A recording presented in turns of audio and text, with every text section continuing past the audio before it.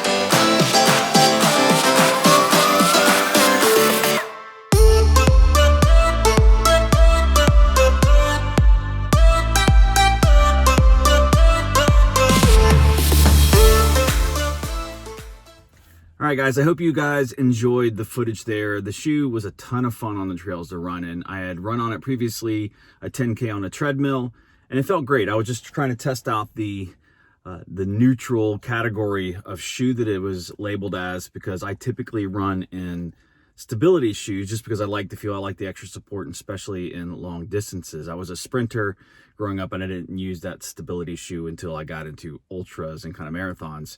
But I was a little concerned because I had put on neutral shoes before and they were kind of mushy, and I'd steer clear of neutral shoes. But this shoe, labeled as a neutral, as somebody who runs in typically in the Mizuno Wave Inspire 16s or the whole Wave Inspire series, this shoe, the Hoka Speedgoat 4, was very, very comparable to that. Obviously, it's got a higher stack height, it's got a lower toe drop, and that's not a big deal. It didn't really feel, I mean, this shoe was a natural feeling shoe to me when I transitioned from the Wave Inspire to this. I didn't feel like this huge, like, oh my gosh, the shoe's not gonna work for me. The only difference I probably felt while running the trails, I didn't feel like I had that kind of assistance. The Mizuno Wave Inspire has a lot more of a drop in it, and so you kind of feel like you're, you know, wedged along. This has that kind of rocker style. When I first put them on, I was a little concerned with that because it does have a lot of cushion there through the midsole, but I didn't notice it at all on the trails. My foot felt like it was sticking to the ground out on the trails, and it was a very comforting thing. It was wet and I was going fast a lot through that filming. Now, obviously the filming slows me down, but the spots where I was running, it was really fast. So I don't have any complaints. The shoe is fantastic. This is definitely going to be my go-to on the trails from now on. And this Vibram Mega Grip sole, this outsole, was phenomenal. It's got the 5mm step lugs on the bottom, as you can see.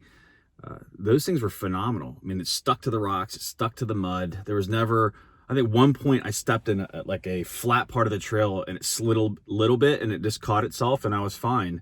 So I don't have any complaints there. I can see a little bit, and there's only one little complaint here. Let me see if I can show this. I don't know if it's a complaint.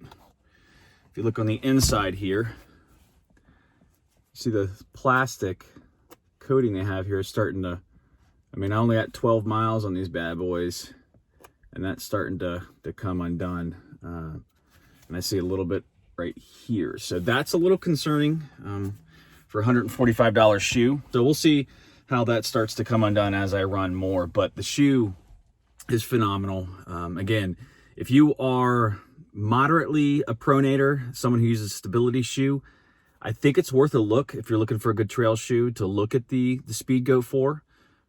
That that build up there in the midsole, on the inside there, it gives you a lot of cushion. It's not mushy. It's not like that. Like, I don't know, back in the day, you would run some neutral shoes and it really felt like you're almost running on like a giant marshmallow.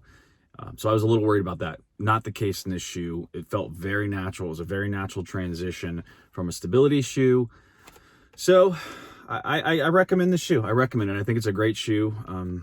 It's definitely opened my eyes. It's actually the first Hokas that I've ever owned, and they didn't pay me to do this review. I bought this shoe with my own money, and I would buy it again. Hopefully they hold up and I get a lot of mileage out of them. So I hope you enjoyed this review. If you did, please give it a thumbs up. Leave any comments below if you've run any shoes and if you've seen any issues with them. I know they've been out for a little bit. I will leave you with my review on the Mizuno Wave Inspire 16 over here. I'll leave that over there so you guys can watch that. I'm getting ready to do a 250-mile review on that Mizuno shoe. It's done a great job. It's a great shoe, and I look forward to letting you guys know how that shoe is held up after 250 miles. All right, guys, I will see you in the next video. Bye.